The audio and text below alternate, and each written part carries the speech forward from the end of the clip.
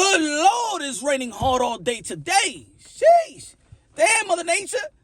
Mother Nature all wet and stuff like that, huh? Father Nature's put it on Mother Nature, huh? All wet this morning and stuff like that. Little Mother Nature, little freaky freak. Mother Nature, little freaky. Let me tell you a little bit of Mother Nature juicy juice. The GG juice. Little salty, huh? Mother Nature, little freaky freak. All right, man, stop it, man. Raining too much down here in New York City. Ladies and gentlemen, y'all already know this is Punch Drunk Boxer, a.k.a. Mr. Moonshine himself, a.k.a. El Adobo, El Sazón, El Borracho, El Café Bustelo, El Pastor de Boxeo, mi gente. All right, my friend, attention. Terence Crawford people saying that he wants to fight the rematch with Errol Spence in 147 out of 154. Now, look, I'm all for the get back. I already said in my channel, if you subscribe to the channel, smash the like button like you was smashing your shorty last night. And if you wasn't smashing your shorty last night, at least smash something so you can say to your boy that you was smashing something. But anyway, I say that an undefeated champion, especially of the caliber of Errol Spence that was reigning in the welterweight division, deserves his get back, right? But at 147, I know a lot of people saying that Errol Spence, he was drained in 154. He drained. He wasn't himself. In the end of the day, why everybody making so much excuses with Errol Spence? He ain't making no excuses like Deontay Wilder and stuff like that. Why everybody building this excuse? I don't understand this community. When a fighter is making an excuse, everybody in the community, fighters need to stop making excuses. Why this fighter making an excuse? Then when there's a fighter that's not making no excuses, y'all build a bunch of excuses for him. I don't understand this community. Bipolar. But anyway, I'm cool with the get back. And if Errol Spence really wants to get the get back, because you got to get the get back means you want to get something back, right? He lost his title. Errol Spence wanted the opportunity to become an undisputed welterweight champion of the world. That was his thing, right? That was strap season. What happened to strap season? What happened? After the slogan of Man Down Promotions. Pause. What happened? So he don't want the straps. Man down strap, that didn't even go together, you know what I'm saying? Man down strap, it feels like some gay porno stuff like that, you know what I'm saying? Or dyke porno, I don't know. Anyway, Errol Spence, the rematch is good at 147. Now, I agree with Bud Crawford's team, but I don't really think they I don't really think that Bud Crawford really wants to fight Errol Spence at 147. I mean, he could, but I don't think that he really's saying he will fight him at 147. And that's what his boy says. So we just going, you know what I'm saying? But we didn't hear it from Bud Crawford. We heard it from his boy, or we read it. But I think that Bud Crawford is saying 147 because he could, you know what I'm saying, renegotiate playing hardball, right? Nah. I don't want to fight you at 154, even though I gave you the word. I give you my word that when you ask me, I hope that we could fight the rematch at 154 and things of that nature. Y'all already know that Terence Bud Crawford gets to decide what weight the fight is going to be. And let me tell you something like this. A lot of people talk about, Bud Crawford gave him his word. Hey, this is boxing. This is the business of boxing, y'all. This is the business of boxing, the business. Huh? Nobody be holding their words. Ain't nothing honorable about the sport of boxing. Huh? It's whatever's on the paper. Whatever's on the paper is that Bud Crawford gets to pick to have the rematch in the weight class that he wants it. And if he sets 147 and Errol Spence want to get his get back and he wants the title, because remember, Errol Spence was giving Bud Crawford an opportunity to become undisputed, fight for the world title, to unify the belts. Well, Bud Crawford's giving him the same opportunity, the same weight class that he was champions, same class that was a pound for pound. And the same is giving you the opportunity so you could get your get back. But Errol Spence probably just want the money. Now, look, if he's trying to play hardball, though, trying to renegotiate, trying to say, I'm going to get these PBC guys or whatever, and I'm just assuming PBC guys playing hardball, even though they probably all thought that, Bud would give him the opportunity because he gave him the opportunity. Again, this is the business of boxing. It's sharks out here. And Bud Crawford is learning the business of boxing. They ain't no friends. See, I think that Errol Spence thought that Bud Crawford was his friend and thought that he was going to give him, the same opportunity or treat him the same way that he was treated. No. Bud Crawford never gave a damn about Errol Spence. He never gave a damn about Errol Spence. Huh? You saw how he bitter with Keith Thurman still when Danny Silva Garcia. What makes you think that, man, they were there a long time? Yeah, he gave him the opportunity, but he didn't feel like He begged for it. He felt like he earned the right to get the opportunity. Now, if he's playing hardball, would he get blackballed? You know what I'm saying? You can't play with a guy like Al Haymon, a.k.a. Al Haymon. You can't play with Al Haymon. Shout out to Al Haymon, has done a wonderful job 2023 in bringing boxing back, a.k.a. the messiah of the sport of boxing, Al Haymon. If he's playing hardball, would he get blackballed? Now, I got two type of opinions in which maybe he will and maybe he don't. One thing is, maybe he don't, because if it's, I don't want to contradict myself, it's the business of boxing. Nobody's going to take it personal. It's all about the business. Let's not forget that Errol Spence went against his business handlers. When PBC wanted Errol Spence to fight Keith and Tom Thurman, they even petitioned the WBA for the fight.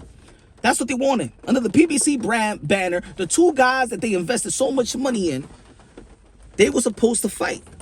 Errol Spence didn't want to. Playing hardball with his own business handlers.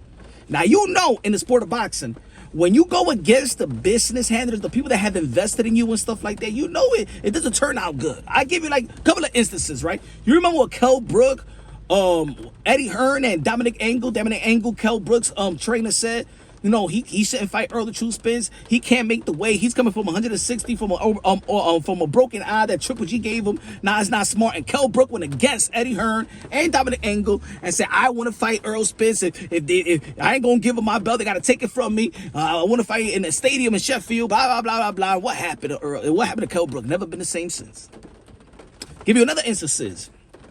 Teofimo Lopez versus George Kambosos. Bob Arum ain't want that fight. T.O. said, no, y'all better pay me. Y'all better pay me. I'm not, take that shit to purse bid. Take it to purse bid. Triller, boom. Did it happen with Triller? Boom. The zone. Did it happen with the zone? And then boom. Lost. Went against the business. You know what I'm saying? There's a few people that went against the business. And, you know, I'm not saying you can't, because you want to empower yourself. Look at, Ryan Garcia. This year, Ryan Garcia versus Gervonta Davis.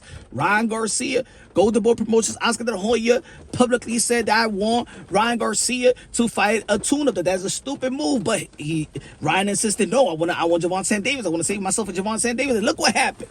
Knocked out. When you win against the business, when you get against the business. Now, maybe Al Haymon be like, you know what, man? You went against the business. You ain't getting that fight. I'm gonna do right by Bud because you ain't do right by me. So maybe he won't get blackballed. Or maybe it's this. Since Al Haymon feel like, man, damn, you effed up my golden goose. And now you don't want to give our opportunity to the opportunity that we gave y'all. We gave you the most money that you ever made. We gave you the biggest platform that you ever fought in. We gave you the opportunity. Matter of fact, everybody's screaming Bud Crawford for all the years that you've been in the sport of boxing. Now everybody in the whole world knows who really Bud Crawford is all about. But this is the opportunity that we gave you. And you don't want to give my golden goose the opportunity that we gave y'all, huh? You don't want to give us that? As a matter of fact, Bud Crawford, we still did business with you, and we wanted to do business with you because you pulled out of the fight and fought David Avanesian for the BLK Prime. And let me tell you something about Bud Crawford. I'm gonna say it like this: Bud Crawford has always been about his business, about his money first. Not legacy. I understand there's an indication that Bud Crawford is about his legacy. Yeah. But he always want to secure the bag by any means necessary. It doesn't matter if he wanted to fight the best welterweight, because remember, he did sign the extension with Top Rank. He could have gone to PBC like Manny Pacquiao. He didn't. So we see the track records of Bud Crawford. Bud Crawford, his bag is the most important. The guarantee bag in the Top Rank, the money that he was going to get with BLK Prime, pulling out the negotiations, and actually had the whole welterweight division in hostage because all the belt federation didn't want to move and didn't want to do nothing until that fight was going to come through fruition. That was supposed to be November 19th, right? So Bud Crawford always been about his money, just like he is right now. 147 or what? Y'all better up the price. Y'all better up the price, like Fat Joe said, you know what I'm saying? Yesterday's price is not today's price. Bud Crawford always been about his business. Now, Bud Crawford wants two fighters, though. Two fighters. He calls out two fighters. That's Charlo and that's Canelo. You don't want to play hardball with Al Haymon now. Let me tell you like this. You're never going to beat the four slice of pie in the sport of boxing. You know, on the pie or the four sections, right? In boxing, you got Top Rank, PBC, Golden Boy, Matchroom. You can never beat them. You can never out-business them, outsmart them. They got this ish on lock. Bud Crawford's going to need PBC because he wants a Charlo or he wants a Canelo. If he plays hardball now, what makes you think that probably maybe Al Haymon said, you know what? This guy really want to play hardball with the opportunity and the money that we gave him and stuff like that. He want to play hardball with us. He want to treat us like Bob Arum or something like that. Hey, matter of fact, you ain't never gonna get Charlie. You ain't never gonna get Canelo Alvarez. I don't give a damn what you do with the belts because you ain't gonna hold it. What you gonna do? Matter of fact, we're gonna do all money in 154. We gonna set up shop at 154. So that's what I'm talking about. Could he be blackballed, or Al Haymon and PBC gonna be like, nah, it's all business. It is what it is. Now, I remember what Bob Arum told Oscar de la Hoya once. He said, one thing with these fighters, never take it personal. Everything is business. Everything is business. Shout out to Demise Andre, and he got back with Al Haymon. You already know that PBC wasn't cool with Demise Andre. Whatever happened in the past, but now things are good, and maybe we're going to see Demise Andre versus David Benavidez this late this year. So is PBC going to blackball Terence Bud Crawford for playing hardball? Maybe, maybe not. But I gave you two type of opinions on maybe it would. I just feel like Terence Bud Crawford, if you do want Charlo and you do want Canelo Alvarez, why not fight Errol Spence and you know what I'm saying, be ready to go to the training camp to make 154 so you can be more comfortable in fighting these bigger guys. But again, is playing hardball a smart thing? It looks like it's a smart move, but is he going to shoot himself on the foot? He's playing a risky game, in my opinion, with PBC when he's asking for opportunities of PBC. Bud Crawford will make more money, will make a lot of money versus Errol Spence, will make a lot of money versus Charlo and Canelo if he gets the opportunity. So I think that he should just be a team player. Errol Spence been a team player up to that point. You know, some people are successful when they're a team player. Even Gervonta Tan Davis is a team player.